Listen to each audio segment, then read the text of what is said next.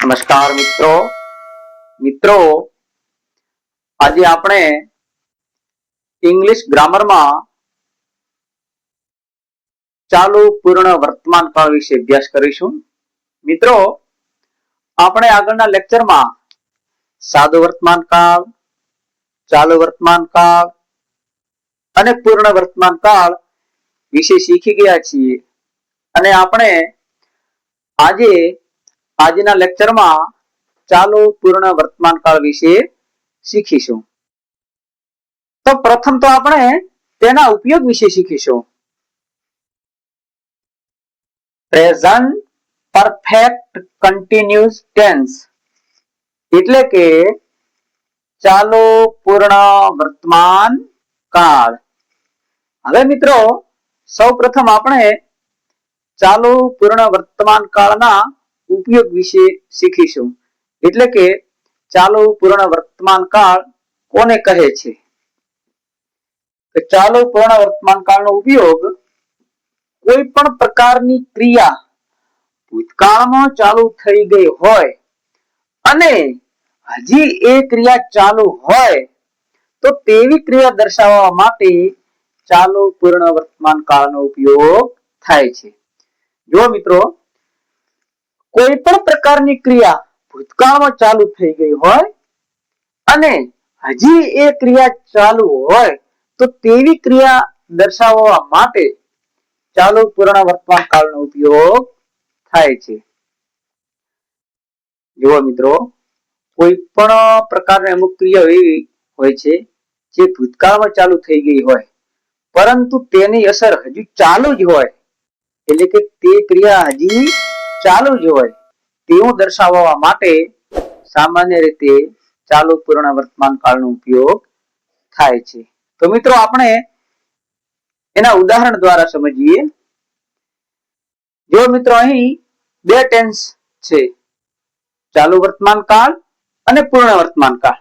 જો મિત્રો પ્રથમ વાક્યમાં એટલે કે ચાલુ વર્તમાન કાળમાં આઈ એમ વોચિંગ ટીવી એટલે કે હું ટીવી જોઈ રહ્યો છું. હું અત્યારે ટીવી જોઈ રહ્યો છું. અને ચાલુ પૂર્ણ વર્તમાન કાળમાં સમજીએ તો I have been watching TV since the morning એટલે કે હું સવારથી ટીવી જોઈ રહ્યો છું. હું છેક સવારથી ટીવી જોઈ રહ્યો છું. હજુ ટીવી જોવાની ક્રિયા ચાલુ જ છે. તેવી જ રીતે બીજા વાક્ય જોઈએ તો હું 2025 થી અમદાવાદ રહું છું. અહીં 2025 થી છેક 2025 થી અમદાવાદ રહેવાની ક્રિયા છે. એટલે કે કોઈ પણ પ્રકારની ક્રિયા ભૂતકાળમાં ચાલુ થઈ ગઈ હોય અને એ ક્રિયા હજુ ચાલુ હોય તો તેવા વાક્યોમાં દર્શાવવા માટે ચાલુ પૂર્ણ વર્તમાન કાળનો ઉપયોગ થાય છે. તો મિત્રો હવે આપણે ચાલુ પૂર્ણ વર્તમાન કાળમાં તેની વાક્ય રચના વિશે જોઈશું. વાક્ય રચનામાં સબ્જેક્ટ વત્તા હેવ કે હેઝ વત્તા બીન વત્તા વી નો આઈએનજી વત્તા ઓબ્જેક્ટ વત્તા સિન્સ કે ફોર વત્તા ટાઈમ.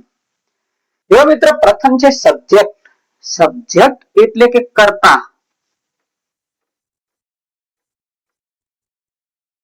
જે કોઈ ક્રિયા કરે છે તે અથવા તો જેના થકી ક્રિયા થાય છે તે કર્તા. તો હવે મિત્રો કર્તા તરીકે કોણ કોણ હોય છે, કર્તામાં કોનો સમાવેશ થાય છે તેના વિશે જોઈએ. તો મિત્રો કર્તા તરીકે આઈ, વી, યુ, હી, સી, ઈટ, તે કે કોઈ એક વચન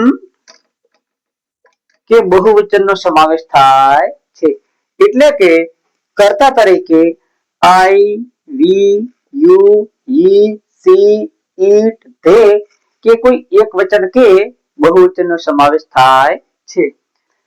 હવે હેવ કે હેઝ વિશે જોઈએ. તો કે હવે હેવ ક્યારે વપરાય અને હેઝ ક્યારે વપરાય?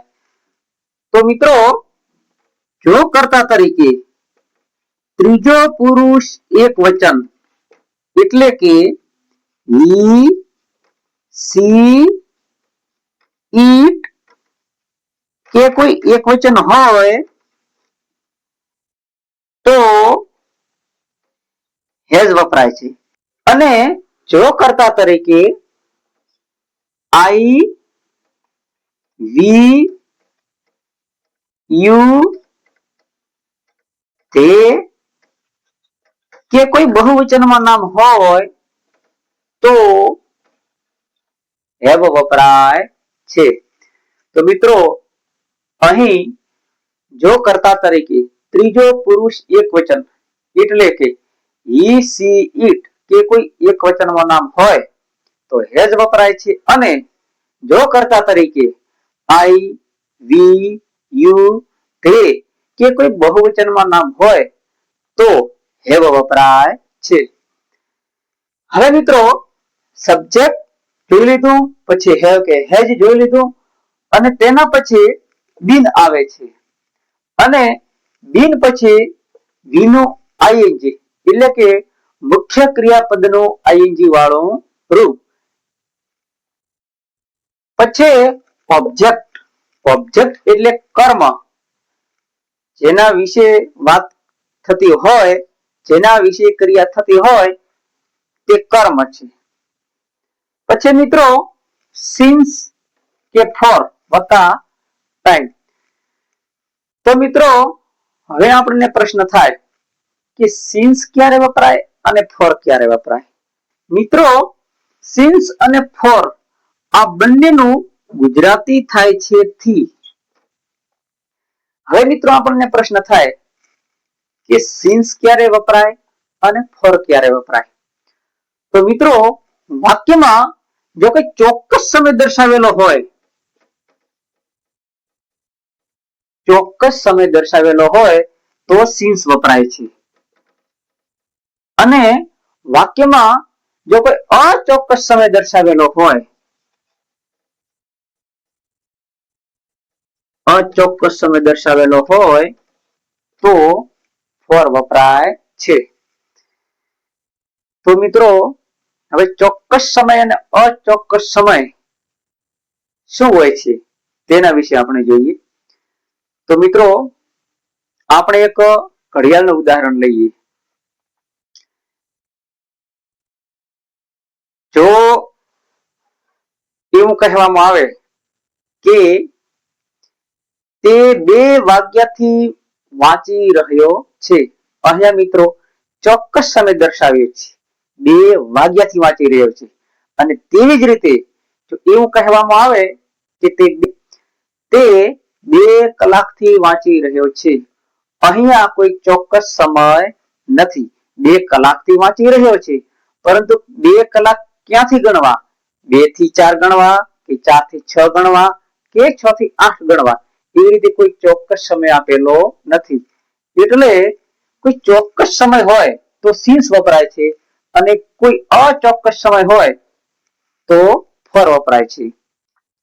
તો મિત્રો અહીં કોઈ ચોક્કસ વારનું નામ હોય, દાખલા તરીકે સોમવાર નું નામ હોય, મંગળવારનું નામ હોય, બુધવારનું નામ હોય, તેવી જ રીતે કોઈ ચોક્કસ મહિનાનું નામ આપેલું હોય, દાખલા તરીકે જાન્યુઆરી થી ફેબ્રુઆરી થી માર્ચ થી. એ જ રીતે કોઈ ચોક્કસ વર્ષનું નામ આપેલું હોય એટલે કે 2025 થી 2026 થી, તો આ બધો ટોટલ ચોક્કસ સમયગાળો થઈ ગયો.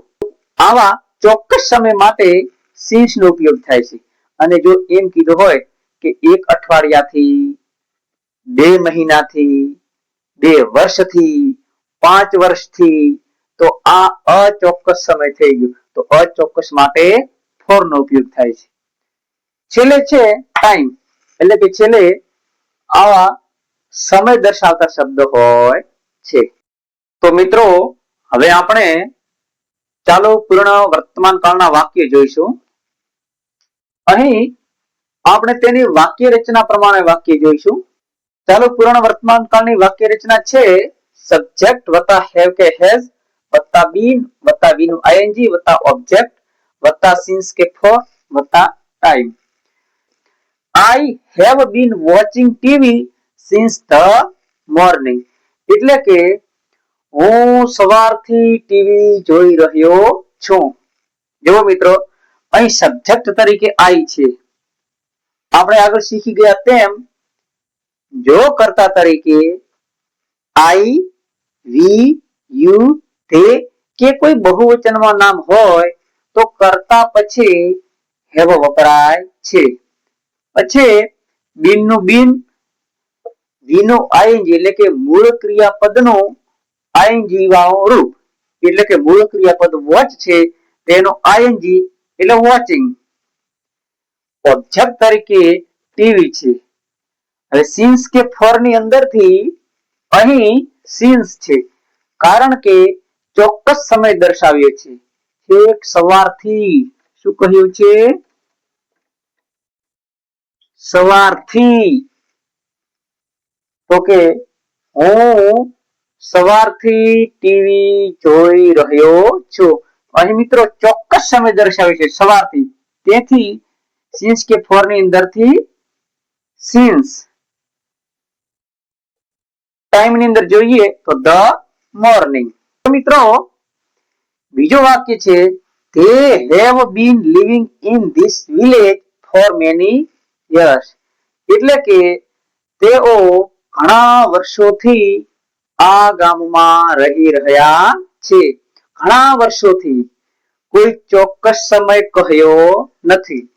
તો મિત્રો સબ્જેક્ટ તરીકે they have કે has ની અંદરથી have, been નું been, વી નું આઈએનજી એટલે કે ક્રિયાપદના મૂળ રૂપનું આઈએનજી વાળું રૂપ એટલે લિવિંગ. ઓબ્જેક્ટ તરીકે વિલેજ, સિન્સ કે ફોર ની અંદરથી ફોર, કારણ કે અહીં કોઈ ચોક્કસ સમય દર્શાવ્યો નથી. મેની યર્સ, ઘણા વર્ષોથી. જો અહીં સમય તરીકે 2025 થી કહ્યું હોત કે 2024 થી કહ્યું હોત, એટલે કે કોઈ ચોક્કસ સમય દર્શાવ્યો હોત તો અહીં સિન્સ આવત, બાકી ફોર છે. ત્રીજો વાક્ય Ramesh has been singing a song since morning, એટલે કે રમેશ સવારથી ગીત ગાઈ રહ્યો છે. રમેશ સવારથી ગીત ગાઈ રહ્યો છે, હજુ ગીત ગાવાની ક્રિયા ચાલુ છે. તો કર્તા તરીકે સબ્જેક્ટ તરીકે રમેશ છે. રમેશ છે તે ત્રીજો પુરુષ એક વચન છે, he, she, it, અથવા ત્રીજો પુરુષ એક વચન, એટલે કે રમેશ ત્રીજો પુરુષ એક વચન છે, એટલે હેવ કે હેઝ ની અંદરથી હેઝ લાગશે.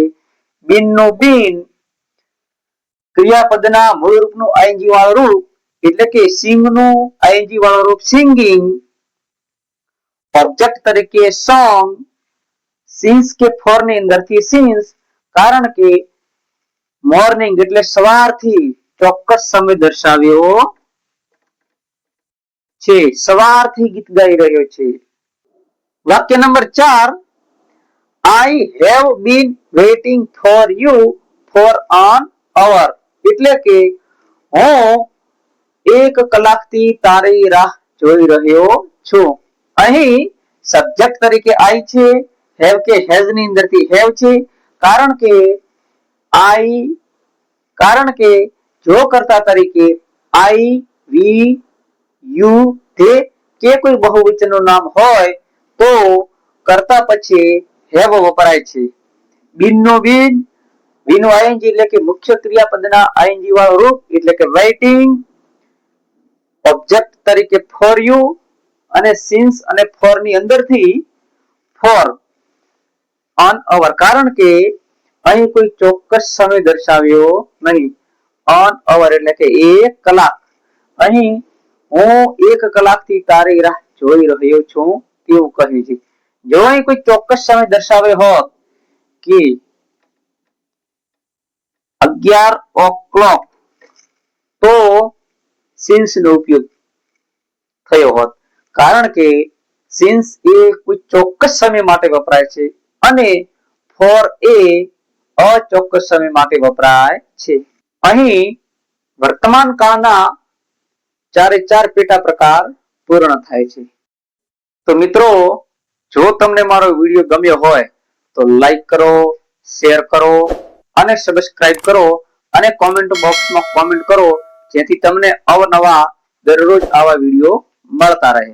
આભાર.